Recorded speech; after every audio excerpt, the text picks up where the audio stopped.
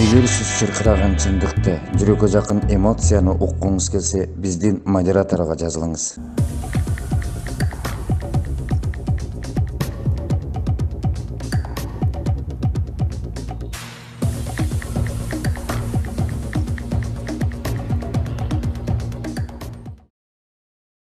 Саламатсыздарбы, урматтуу көрөрмандар, угармандар. Сиздер менен Диван автордук көрсөтүүсү, аны мен Куттумедин Базаркулов алып барам. Ал эми бүгүн биздин диванда коомдук ишмер, жазуучу Чолпонбек Абыкеев агайыбыз болмокчу. Саламатсызбы? Саламатсызбы. Эми мынакей жакында ушул шайлоо өттү. Сиздин оюңуз боюнча шайлоо кандай өттү? Эми шайлоо, мына ошо шайлоо өткөндөн бери бир топ талкууга түшүп атат. Бирок менин оюмча ушул канча жолу өткөн шайлоолорго караганда ушул жолку шайлоо таза өттү деп айтар элем да. Себеби биз биринчи жолу президент шайлап аткан жокпуз. Мына ушул 5-чи жолу шайладык президентибизди. 7-чи жолу жогорку кеңештин депутаттарын шайладык. Эми шайлоолорду көрүп эле жүрбөйбүзбү? Бийлик тараптан бир кызыкчылыктар болуп, элди, шайлоочуларды үгүттөгөн, жасалмалаган, акча тараткан, ар кандай жолдорго барган шайлоолор буга чейин башыбыздан өткөн. Бирок ошолорго салыштырмалуу бул шайлоо таза өттү деп айтар элем да. Таза өттү, анткени дээрлик акча тараткандар болгон жок. Баягыдай шайлоочуларды ташып, бир жактан экинчи жакка ташып, анан бир кандайдыр бир кызыкчылыктардын өтө оор кагылышууларына барып, ушундай бир шайлоочуларды дүргүткөн окуялар болгон жок. Эми мунун башкы бир себеби элдин өзүндө болуп калды. Бул шайлоонун таза өткөрүүнүн башкы бир себеби элдин өзүндө туруп калды да. Анткени эл өзү бир лидерди тандап, ошого агылып калгандыктан башка талапкерлердин айласы кетип калды. Алар эми акча чачып деле, сатып алууга аракет кылып деле, деметкен менен баары пайда жок экенин билишти дагы, аргасыз баягы артка чегинүүгө туура келишти. Аларга көп аракеттерден алар артка чегиништи. Анан бийлик болсо ушул жолу колунан келишинче калыс туруп бергенге аракет кылышты. Анткени октябрдагы болуп өткөн төңкөрүш бул бийликти баягы ошол төңкөрүштө келишти да бийликтин көбү. Анан алар элге убада беришкен, биз калыс шайлоо өткөрөбүз, мындан ары дегеле шайлоонун баарын калыс өткөрөбүз депчи. Ошондуктан алар убадаларына туруш үчүн колдорунан келишинче калыс туруп бергенге аракет кылышты. Анан ошондуктан шайлоо мен айтар элем, ушул буга чейинки болуп келген шайлоолордон таза калыс өттү деп. Анан менин суроомда эми таза калыс өттү, баягы акча таратып болгон жок, себеп дегенде бийлик өзүнө ишенди окшойт. Өтөрүнө, бийликтин адамы өтөрүнө өзүнө ишенди. Азыркы өткөн лидер да. Өткөн ошо өзүнө ишенди окшойт да. А мурун болсо бийлик ишенбей акча таратып, жанагындай форманы пайдаланып ушундай болуп кетчү да. Анан менин суроом, мынакей Садыр Жапаров президент болду, Кыргыз Республикасынын президенти болду. Эми биз өткөн президенттерден мисалы сабак алыш керек. Мисалы өткөн президенттер өзүнүн кругун, эми өзүнүн досу канча болот, же тууганы канча болот, ал элди түспөйт да. Ал жакын адамдар. Садыр Жапаров кимдерди угуш керек? Эми бүгүнкү күндө мына ушул эгер өткөндөн сабак алсак, биринчиден, экинчиден мамлекеттик кызыкчылыкты кааласак, элдин, улуттун кызыкчылыгын кааласак, бүгүнкү күндө Садыр Жапаров биринчи орунга кадр маселесин коюш керек. Кадр деселе бул биз баягы мындай бир көп учурда мага берилген адам деп келишти да. Бүгүнкү күнгө чейин иштеген адамдарчы.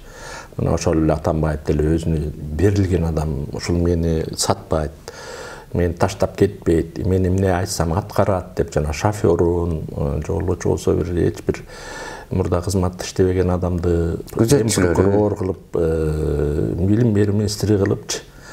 Анан алар өзүнө берилгендикти биринчи орунга коюшту да. Жок. Мен Садыр Жапаровдун ордунда болсом, биринчи кезекте мамлекеттик кызыкчылыкты биринчи орунга койгон адамдарды.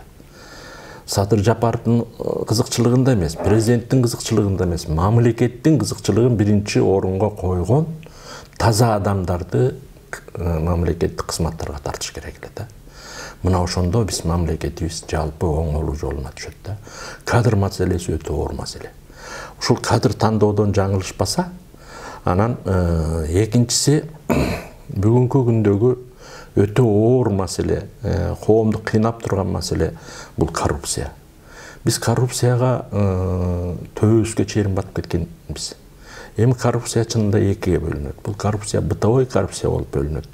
Анан кийин баягы мамлекеттик деңгээлдеги өтө чоң коррупция болуп бөлүнөт. Эми бытовой коррупция деген мисалы сен экөөбүз бир жерге барсак, бир ишибизди бүтүрүп алыш үчүн, бир справка алыш үчүн, бир ай жүрбөш үчүн 1000 сом бере койсоң, баягы бир 2-3 күндө бүтүрүп берет. Бул бытовой коррупция да. Бул бытовой коррупцияны бүгүн жое салыш өтө оор. Мамлекеттик деңгээлдеги коррупция бул жанагы миллиондорду жеп ичип байыгандар биринчиден, экинчиден теги мисалы тендерлерди жазгырып миллиарддарды чөнтөктөн бургандар. Анан жанагы эң чоң башкысы бул салык менен жанагы бажыда отурган двойной бухгалтерия деп биз баарыбыз эле билип калбадыкпы. Эки бухгалтерия түзүп кол койдурганда бир айлык коет дагы, ал эми бергенде башка айлык коюп, баягы мамлекеттен салык жашыргандар, анан таможнядан миллиарддап жеп аткандар. Мына ушулардын баарын жойгонго бет алыш керек да. Мунун баарын жоюп таза коомубуз тазаланмайынча биз эч убакта өнүккөн мамлекет боло албайбыз. Муну бардык эле өнүккөн мамлекеттер башынан өткөрүшкөн. Ошол эле Японияда өткөргөн, ошол эле Сингапурда эле өткөргөн, ошол эле Францияда өткөргөн. Франциянын тиги 19-20 кылымдын башындагы 19-жылдардагы китептерин окусаң, адабий китептеринде ошондо коррупция менен ушунчалык жана салык боюнча катуу күрөшкөн. Керек болсо бул үйдөгү илинип турган картиналарга чейин салык салышкан Франциядачы. Ошол үйдөгү келип, үйүңдү текшерген дагы, ошол үйүңдө кымбат баалуу картина турса, ошого да салык төлөгөнсүң. Көрдүңбү? Ушунчалык деңгээлге чейин кысым болгон да. Анан ошентип барып анан коом оңолгон. Коомду ойна койсоң оңолбойбуз. Ойбузга койсок двойной бухгалтерия жүрө берет. Жана бытовой коррупция боло берет. Ал эми миллиондорду жегендер өзүнчө жей берет. Ошондуктан бүгүнкү бийликтин астында ушул коррупциянын эки түрүн тең жок кыла турган өтө чоң мындай оор, өтө кыйын иш турат. Бул иш ар бирибизге тийиштүү болот. Ар бирибизге тиет, кайрылып келип элечи. Маселен, эртең менин бир жакынымды коррупционер деп камашы мүмкүн. Туура менин жаным ооруйт. Но бирок ошол жаным ооруганына карабай ошого көз жумушум керек. Анан мен көп айтып жүрөм, бул баарыбыз эле жеке эле бийлик эмес, биз ушуга чейин биздеги бир коомдогу бир чоң жаңылыштык баарын эле бийликке жүктөп коюп, бийлик силер туура эмес иштеп атасыңар, бийлик силер туура эмес болуп атасыңар деп эле баарын бийликке жүктөп коюп, бирок өзүбүз жөнүндө ойлобой атабыз да. Биз өзүбүз дагы бул жүрөгүбүздө, жан дүйнөбүздө революция жасашыбыз керек. Биз дагы сөзсүз түрдө өзгөрүүгө барышыбыз керек. Ар бирибиз, сиз дагы, мен дагы өзгөрүүгө барышыбыз керек. Антпесек коомду оңдой албайбыз. Мен бир ой кетет да. Мисалы, Кудай Тааланы бул молдолор эмес, өзүбүз эле светтик түшүнүк менен түшүнсөк болот. Илимий түшүнүк менен деле түшүндүрсөк болот да, Кудай Тааланы.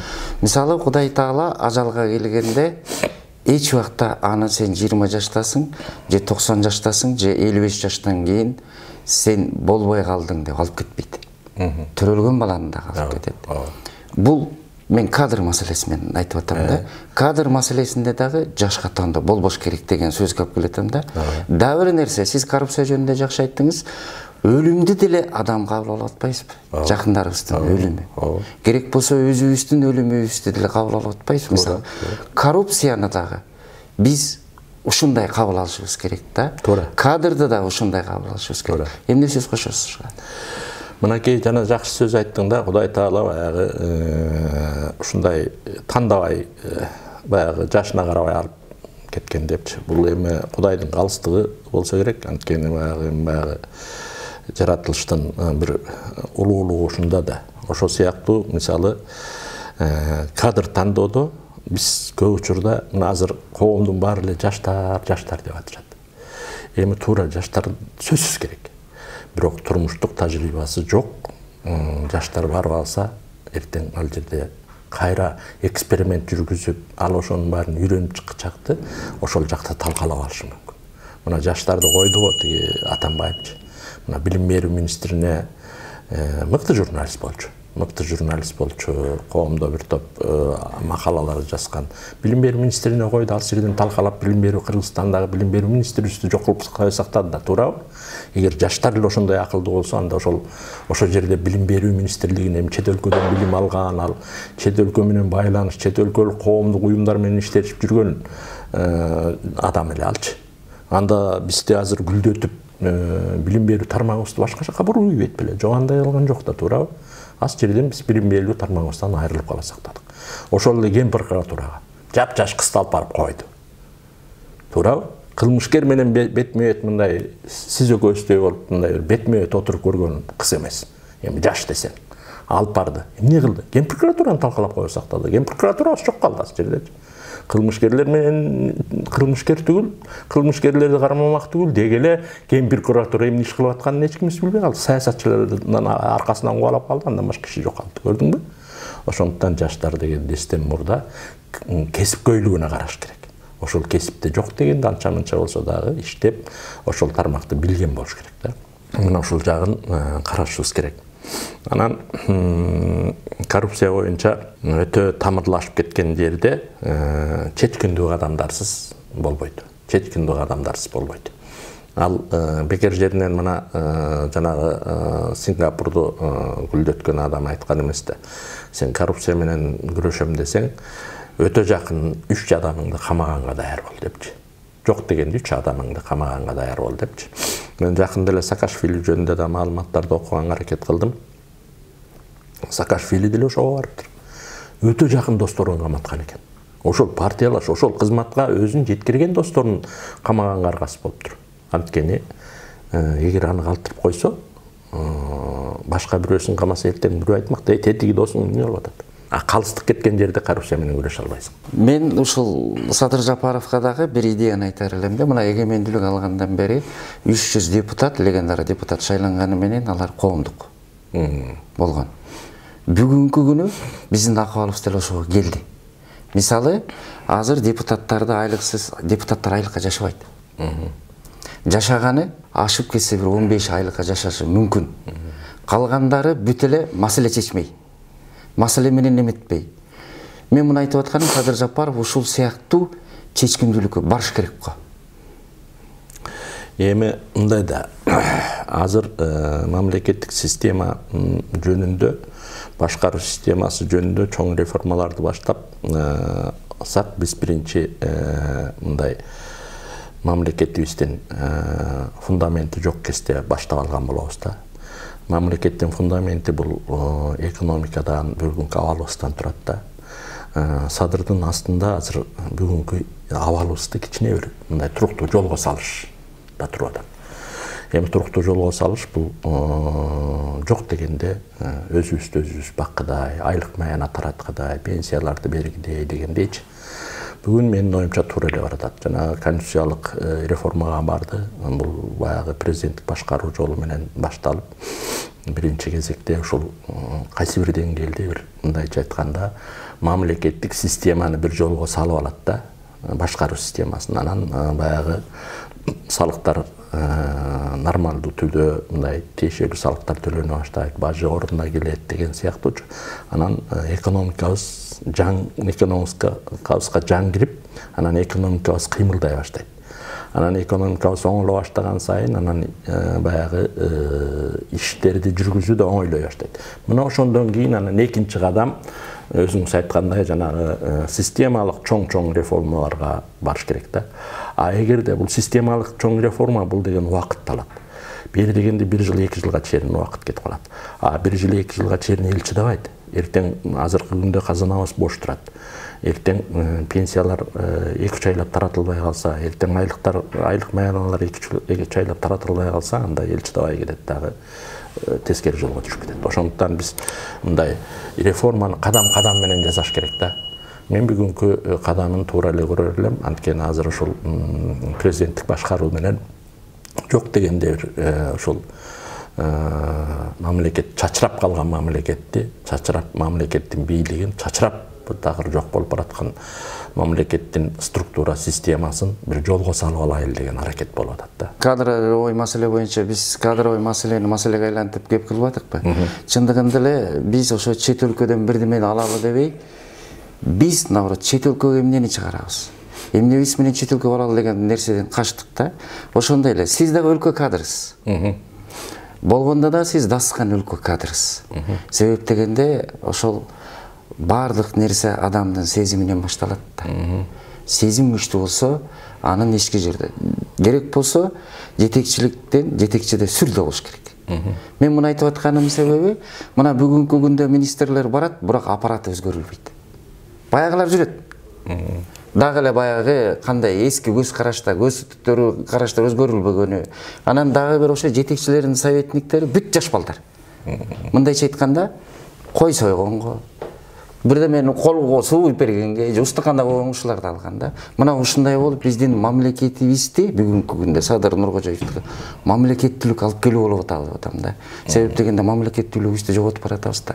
Мына азыр маданият министрин карасаңыз, Гүлендин агымында жүргөн адам.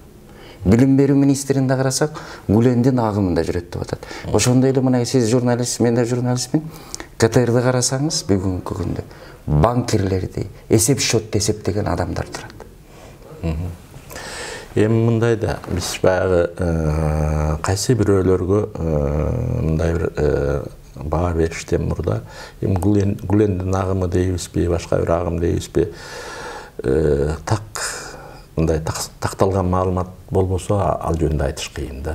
Мисалы, ушул маданият министри жөнүндө деле, билим берүү министри жөнүндө деле мен андай сөздөрдү айткандан азырынча карманат элем, алыс болот элем да. Анткени биз бүгүн ал жаш балдар барышты. Бирок эми баягы мисалы маданият министринде иштеп аткан бала ал жерде 2 жылга чукул орун басар болуп иштеп калды. Демек, кайсы бир деңгээлде ошо маданият тармагында мындай алганда билип алды деп айтат элем да. Эми билим берүү министри тармагында иштеген бала дагы ошол тармакта иштеп жүргөнөн барып калды. Ошондуктан бул балдарды бир аз күтүп, мындай бир ишин көрүшүбүз керек эле. Мисалы, билим берүү тармагында бүгүнкү күндө бир топ аракеттер болуп атканы байкалып атат. Ал эми маданият тармагында болсо, али деле мындай жолго түшө албай атат да. Анткени баягы орун басар болуп жүргөндөн кийин ошо жердеги иштерди көрүп жүрдү да. Өзү аралашып, чогуу жүрдү да, чогуу жасап атышты. Бул жерин мындай кылыш керек, тиги жерин тигиндей кылыш керек, бул жерин мынтип, бул жерди тигинтип оңдосок болот эле деген мындай пландары бар болсо, анда баягы министри аны тоскоолдук кылып жүргөн болсо, азыр ал шакылдатып оңдоп жибермек. Бир тойлоо болуп калды келгендечи. Жок, андай жылыштар байкалбаганына караганда, ал балада мен айтар элем мындай бир толук алып кетүү мүмкүнчүлүгү чектелип окшойт го депчи. Эми бул мейли, ал өзүнчө иш. Бирок негизи жана өзүң айткандай дагы бир нерсе бар да биздечи. Бул мен өзүм керек болсо башыман өткөн нерсе. Бизде ошол министрди коебуз, бирок ошол жердеги аппараттындагы адамдарды, кадрларды тандап алуудан ажыратып салабыз. Ажыратып салабыз да. Система ушундай болуп калган. Система ушундай. Ал барат дагы эч кимди кызматтан алып, эч кимди кызматка кое албайт. Ал жергечи. Бизде баягы жанагы эмгек кодекси дегенибиз бар. Ал кодекс менен ошол жердеги бир кишини кызматтан алсаң, баляга каласың. Эртең кайра сот менен келип туруп отуруп алат. Мына ушул маселени биз мамлекеттик министрликтер боюнча, жанагы чоң кызматтар боюнча ушул маселени жогорку жакта, жогорку кеңештин деңгээлинде чечиш керек. Анткени ошол жерде өзүң айткандай чын эле таптакыр эле билими жок. Таптакыр ал тармакта иштегиси да келбеген. Бирок ошол жерде отуруп алып, канча бир 20 жылдап, 25 жылдап ошол жерде жүрүп, пенсияга чыгып алып да кетпей жүргөндөр бар ал жердечи. Кетпегендер толтура. Эч кетире албайсың аларды, эч кетире албайсың. Мен өзүм башыман өткөн архивде жетекчи болуп турганымда 75ке чыккан адамды, эми 75ке чыктыңыз. Эми сиздин 75ке чыккандыгыңыз үчүн мына калпак чепкениңиз, Анан эми сиз бир орунду бошотуп бир жаштарга бербейсиз билсем бербейм деп койгон. Бербейм, билген жериңе бар. Кодексти карасам кетире албайм. Таптакыр кызматтан кетирүү мүмкүн эмес. Областтык архивдин жетекчиси. 75-теги адам. Кетпейм дейт. Анан айлам кетип, анан губернаторго сүйлөшүп, анан аны дагы бир жакшы кызматка котортуп, областтагы бир. Анан анын ордуна Араңназорго кызматка алып барганбыз. Ошондой эле дагы бир вообще пенсиядагы 70ке чыккан, эч иш кылбаган, ишке келбеген, көрүнүп коюп эле кайра кете берген бир кемпирди пенсия кызматтан кетире албаган. Көрдүңбү? Ушул сыяктуу жетекчини койгонубуз менен ал жетекчинин асты, ал жетекчи мындай айтканда башында отурат, эчтеке кыла албайт да. Ошондуктан бул жагын биз жогорку кеңеште карап чыгыш керек да. Бул жагын деги эле мамлекеттик структурада карап чыгыш керек. Мисалы мына министрликте, маданият министринде жанагы маданият министри болуп отурат, ал астында аппараттагылар аны угуп да койбойт керек болсо. Эчтеке кыла албайсың. Көрдүңбү? Ошондуктан бул жагы өтө оор маселе. Бул жагын мамлекеттик деңгээлде карап, анан ушуну чечип берүүнү кайсы бир деңгээлде министринин окугуна берип, ушинтип жагы дагы чечилиш керек да. Ошондо барып анан министрлик өзүнүн баягы корбуту чечилет. Жакшы кадрларды алып келе алат, анан ошол кадрлар менен иштей алат, ушундай да. Ошондо бул жагын караш керек. Менде дагы бир суроо да, мынакей биздин автордук программабыз бул диван деп аталат. Эми ар бир элдин өзүнүн диваны болгон. Орустардыкы дума, украиндердики рада, казактардыкы мажлис, кыргызстардыкы курултай. Мына эми ошол биз өзүбүздүн элибиздин диванына келсек, бул курултай институтун биз ошол кезде эле иштете албай калган үчүн бүгүн маселе көтөрүлүп атабы? Биринчи суроом. Экинчи суроом, курултай бул парламентаризм эмеспи? Курултай түбүндө парламентаризм. Бул парламентаризмдин болгондо да эң байыркы, эң баштапкы парламентаризм. Биздин эл үчүн. Биздин эл үчүн эмес, ошол эле көчмөндөр үчүн, көчмөн эл үчүн. Керек болсо парламентаризмди Европага биз алып барганбыз. Анткени ошол эле Чыңгыз хан деле курултайда жыйын өткөргөн. Жыйын өткөрүп ошол жерде хан болгон. Ошол эле Аттила аталган Адил атабыз деле ошол курултайда бекип курултайда хан болгон. Эми Манасыбыз деле курултайда шайланып курултайда хан болгон деген сыяктуу атактуу курултайда бекиген да. Баягы мисалы Чыңгыз хан Тимучин аталып жүрүп анан уруулардын башын бириктиргенден кийин анан бүт урууларды жыйнап чоң курултай өткөрүп атпайбы? Анан ошол курултайда анан эл ага Чыңгыз хан деген ат берип атышпайбы? Чыңгыз хан деген атты ошол жерде ага чейин Темучин болчу да. Анан ошого ат берип анан кийин анан ал жалпы ушул бардык бириккен уруулардын башына туруп анан мындай асмандан түшкөн хан аталып, Чыңгыз хан аталып, анан кийин анан жанагынчалык атактанга жетип атпайбы? Анан ошол эле Аттиланын деле тиги азыркы Киевдин жанында чоң курултай өтүп, анан ошол Аттиланын башына хан коюп атышпайбы? Ошол сыяктуу баягы бул курултай байыртадан парламентаризмдин үлгүсүн алып барып Европага кийирген биздин көчмөндөрдүн улуу мындай айтканда жыйыны болуп эсептелген да. Но бирок коом алмашты. Коом өсүп өндү. Бүгүнкү формасы курултайдыкы жаңылып келиши керек да. Биз ошо курултайды канча бир жылдардан бери эл менен бийликтин ортосунда көпүрө болуп турсун. Эл бийликти шайлап койдум деп эле бош кое берип жибербей, кайра андан отчет алып туруш керек. Андан маалымат алып туруш керек. Эл көзөмөлдөп туруш керек ошол бийликти. Өзүн шайлаган мына биздин баш мыйзамыбыз мына 93-жылкы жазылган баш мыйзамды ал, андан берки 9 жолу оңдолгон баш мыйзамды ал, бардыгында эл бийликтин булагы деп турат да. Эл бийликтин ээси жана анын булагы деп. Эгер эл ээси болсо, анын ээси өзүнүн карамандагылардан маалымат сурап турганга акылуу да, туурабы? Эмне иш кылып атасың деп сурап турганга акылуу да. Кожоюн деген сөз да, бийлик деген, туурабы? Эгер кожоюн болсоң, астыңда иштеп аткандардан сурайсың да, сен эмне иш кылып атасың? Туура кылып атасыңбы же туура эмес кылып атасыңбы депчи. Мына ушул Суроого келгенде үзүп салышканда сураганга акың жок. Сен бийликсиң, элсиң. Бийликти түздүң, булак болупчу. Мамлекетти жараттың, мамлекеттин бийликтеги бутагынын башында отургандардын баарын шайладың. Андан кийин болду, сен калдың. Анан алар эмне кылса өзү билет. Мисалы, мынакей азыркы 7-жылга кетип бараткан жогорку кеңешибиз бир жолу элдин астына чыгып, момуну жазадык деп отчет берип койгонун уктуңбу? Жок. Мына өткөн Атамбаев 6 жыл отуруп, бир да жолу элге послание да кылып койгон жок дегендечи. Момундай иш кылып атам мен. Мындай иш кылайын деп атам деген да кылган жок, туурабы? Андан кийинки Жээнбек 3 жыл отурду.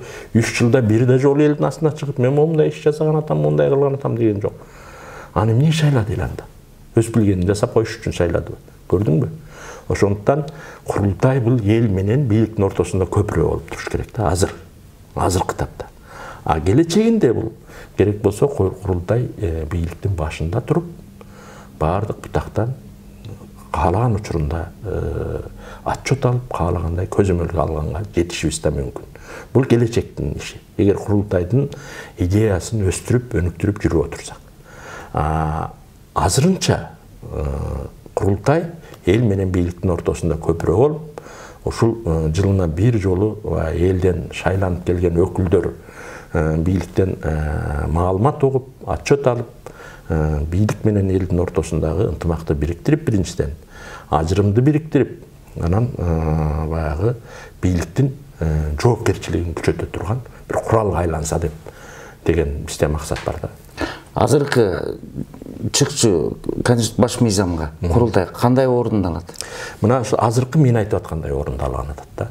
Мындайча айтканда курултай эл менен бийликтин ортосундагы көпүрөлүк милдетти аткаргандын ордун алат да. Кудай буйрса.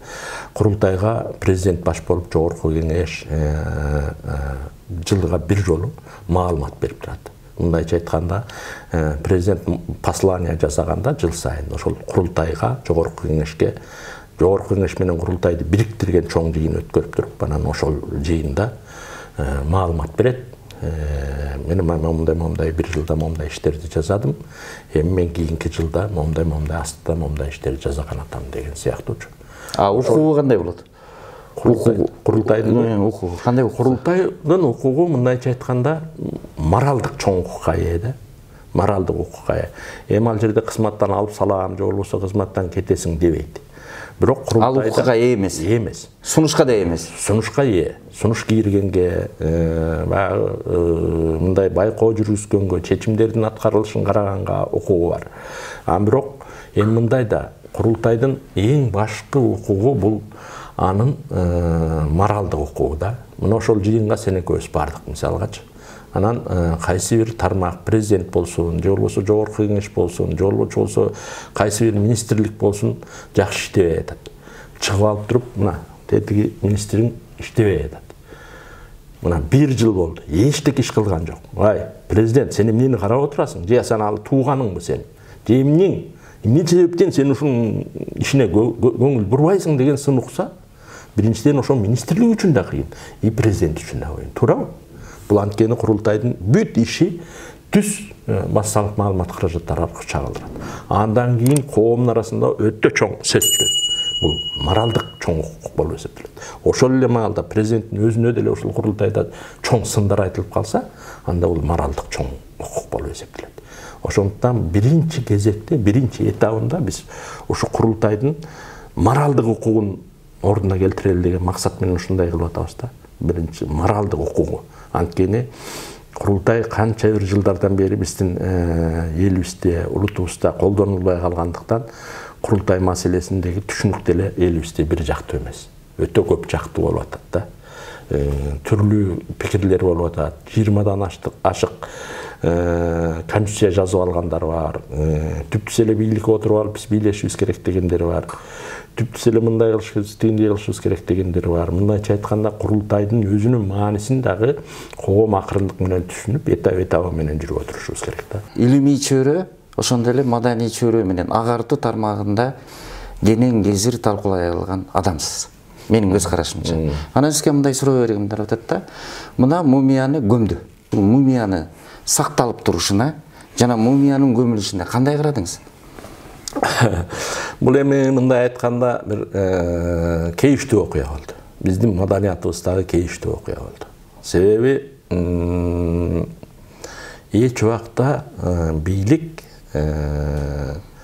кандайдыр бир аз санда турган топтун жетегине түшүп кетпеш керек. Бардык нерсеге илимий көз карашта. Дүйнөлүк илим билимден жетишкен деңгээлиндеги көз карашта туруп караш керек.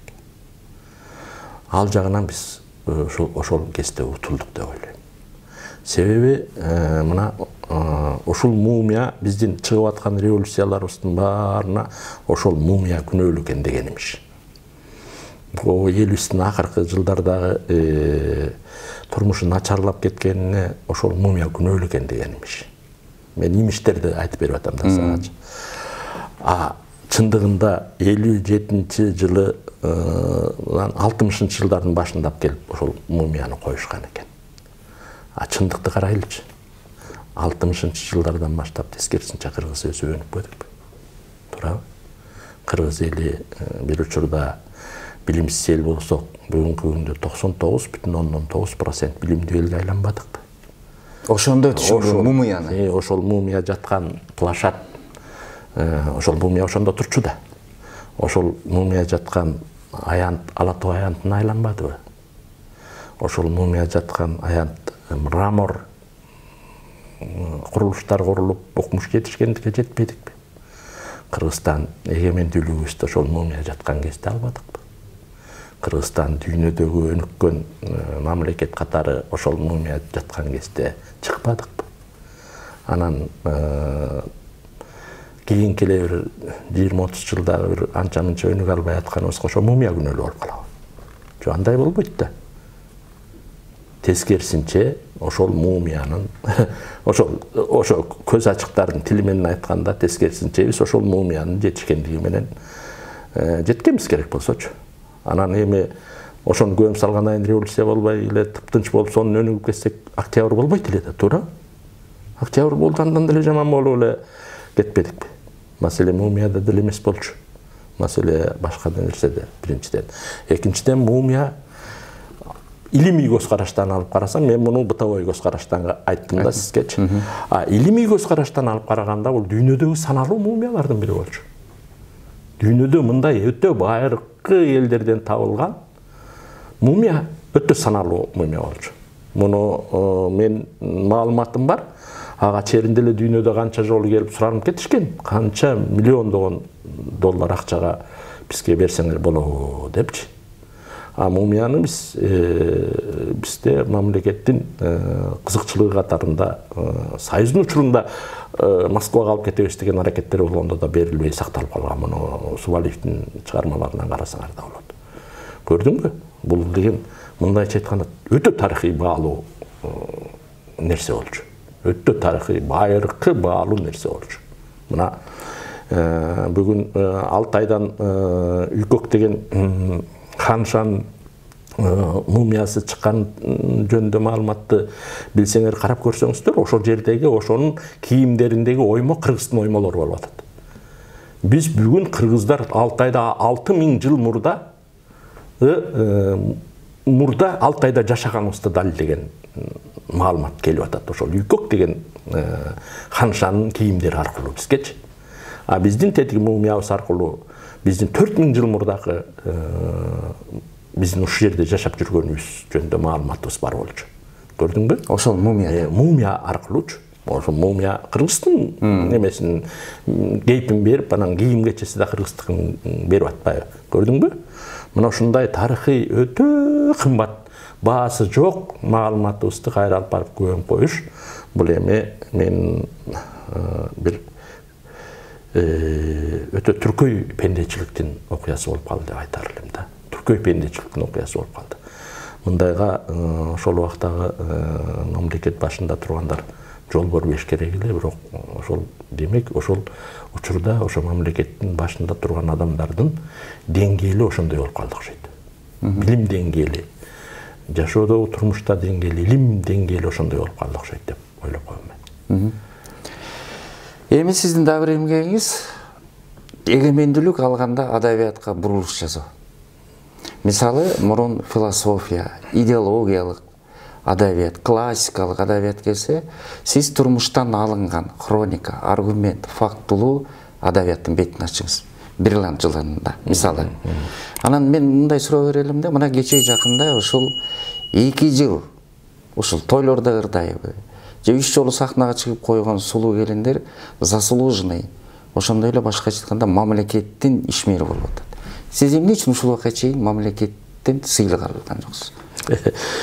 Эми мен мамлекеттен сыйлык албаганымдын бир эле башкы себеби бар. Мен саясий айдыңда дайыма өзүм ой пикиримди ачык айтып жүргөндөргө кирем да. Бир учурда ал десе албай койгом. Акаевдин учурунда мага мамлекеттик маданиятка эмгек сиңирген ишмер дегенди берели. Момундай сыйлыктарды көрсөтөлү, мамлекеттик кызматка чакырган учурлар болуп калды. Барбай да койгом, сыйлыгын албай да койгом. Ал убакта өзүм ойлочумун, мен жашмын, 30-тун ичинде болсом, эртең эле Кудай буйрса да алам да, анан бирок ошо сыйлык үчүн алданып, мен Акаевди сындагандан качып калбайын деп албай да койчумун. Кийин Бакиев менен иштешип турганда өзүм ушу жогорку кызматта иштеп турсам, мен сыйлык алганым уят болот деп албай койгом. Мага ошол убакта сыйлык комиссиясы деген бар да. Ошол сыйлык комиссиясындагылар эми сен Алам деген эркин газетти жараткандыгың үчүн деле ошол эркин газеттин күчү менен момундай революция болгондугу үчүн деле мамлекеттик кызмат, мамлекеттик маданиятка эмгек сиңирген дегенди берели дегенде, мен өзүм ушул жерде президенттин аппаратында иштеп атсам, анан эми мамлекеттик баягы сыйлыкты алсам, маданиятка эмгек сиңирген ишмер дегенде, уят го, булар ошо сыйлык үчүн эле барган турбайбы деп айтат деп албай койгом. Анан кийин болсо Атамбаев кызматка келгенде мен Атамбаевди биринчи күндө эле бир сөз менен жазып, бирок ага мен оюмда бул чындыкты айтып берип атам го деген ой менен жаздым да, ал болсо мени душман катары көрүп алды. Мен мындай деген макала жаздым: бүгүнкү мамлекеттик системаны өзгөртпөсөк, бизге Кыргызстанга Атамбаевди эмес, Путинди президент кылсак дагы оңдой албайт. Атамбаев 2 жылга жетпей коррупционерге айланат. Маселенин баары мамлекеттик башкаруу системасында турат. Ушул системаны жаңыртпасак, анда биз оңоло албайбыз деген макала жаздым. Ошол макалам чыккан күндөн баштап Атамбаев баягы айтканда, мен 3 жылда Кыргызстанды гүлдөгөн мамлекетке айландырам депчи. Мени душманга айландырды да. Жок, мен гүлдөтөм деди, гүлдөтө алган жок. Мына бүгүн байкуш түрмөдө отурат. Мен тилимди алып башкаруу системасын өзгөртсө, балким башкача болот эле. Андай кылган жок, бирок баягы өзүнүн ичкен жеген жашоо турмушун, жеңил жашоосуна өтүп алды дагы. Анан биринчи күндөн баштап мени душманга айландырды. Ал түгүл телевиденияда иштеген тааныштарым айтат. Ал келип жыйналышта отурса да көргөзбөгүлө дептир да. Мени телевиденияга чыгарганды кой, сүйлөткөндү кой. Мен жыйналышта элдин арасында отурсам, мени телевидениядан көрсөткөнгө уруксат берген эмес да. Ошентип мен 6 жыл бою мамлекеттик жана массалык маалымат каражаттарынын бирөөсүнө да чыккан жокмун. Анан Жээнбек келгенден кийин анча-мынча чыгып жүрдүм, оюмду айтып жүрдүм. Ошентип сыйлыкты кой, мени көрсөткөнгө да уруксат жок болсо каяктан. Анан Жээнбекти каделе кээде баягы чындыкты айтып ийип аттым, чыдабай кетипчи. Анан чындыкты айткан киши көп учурда бизде жакпай калат. Анан ошентип ушул кесепети мен мамлекеттик сыйлыктардан кур калып жүрөмгө деп ойлоп коем. Болбосо жазуучулар союзу мени 3 жолу эл жазуучусу дегенге көрсөтүштү. Акыркысында ушул өткөн жылы эле жазуучулар союзунда президиумда жыйын болуп, анан мындай дешти да, эми ушул жолу жалгыз сени жазуучулар союзунун кыргыз эл жазуучусу дегенге көрсөтөлү. Ушу сени жалгыз көрсөтсөк, балким сага берет эми. Таза канча жолу көрсөтсөк деле, эл менен башкалар менен кошуп деле көрсөтсөк деле сага берилбей калат, башка жактан эле баргандар алып калат. Анан эми ушул жолу сен өзүңдү жалгыз көрсөтөлү. Ошондо беришет болуш керек деп мен жалгыз өзүмдү көрсөтүштү. Былтыр июнь айында. Бирок тилекке каршы Жээнбековдун деле аны берген жок. Эми мен кийин эл жазуучусун алгандарды айтпай эле коеюн, ал жердин ичинде эл арасында бир аңгемеси жоктор деле эл жазуучусун алып алды. Анан бир мындай бир роман жазбаган кишилер деле эл жазуучусун алып алышты. Эми ушундайлар болуп кетти. Эми ал маселанда деле эмес, мен анчалык деле ушул мамлекеттик сыйлыкка өтө кызыгып, ушундай болуш керек деген адамдарга деле кирбейм. Сыйлык биринчи элдин өзүндө болуш керек да. Маселен, мына менин чыгармаларымды Кыргызстанда окубаган адамдар өтө аз. Бир эл жазуучусумун деген адам менен фамилиясын айтпай эле коеюн, экөөбүз кичине тартышып кеттик да. Тартышып кетип, мен деген кыргыз эл жазуучусумун деди. Ошондо мен айттым, жүрөкөбүз Ала Тоо аянтына чыгалы дедим. Астыбыздан чыккан 20 кишиден сурайлы дедим. Сизди ким тааныйт, мени ким тааныйт? Сиздин чыгармаңызды ким окуган, менин чыгармамды ким окуган? 20 кишинин дедим, 10 мен ушул чыгармаларымдын бирисинде окуган эмесмин десе, анда мен сизге жеңилем дедим. Ошо 20 кишиден 3 эле сиздин чыгарманы окугам десе, анда мен сизге жеңилем дедим. Сиз эл жазуучу эмессиз. Сиз жөн эле баягы чуркап жүрүп алып алгандарга киресиз. Сиздин чыгармаңызды эч ким деле окубайт. Окуганды эмес, тааныбайт, атыңызды да билбейт. Мени болсо кыргыз эли бир жазуучу деп таанышат. Мага ушул сыйлык өтө чоң сыйлык деп айттым да. Менден коркуп чыкпай койду. Эгер өзүнө ишенсе чыгат болчу. Өзүнө ишенген жок, чыга албай койду. Рахмат, вакыт деген вакыт экен. Дайыма эл арасында болуңуз, элдин оозунда болуңуз. Жакшылыктар, ийгиликтер боло берсин. Урматтуу көрөрмандар, сиздер менен Диван аттуу автордук көрсөтүү болду. Ал эми биздин диванда коомдук ишмер жазуучу Чолпонбек Абыкеев байкебиз болду. Саламатта калыңыздар.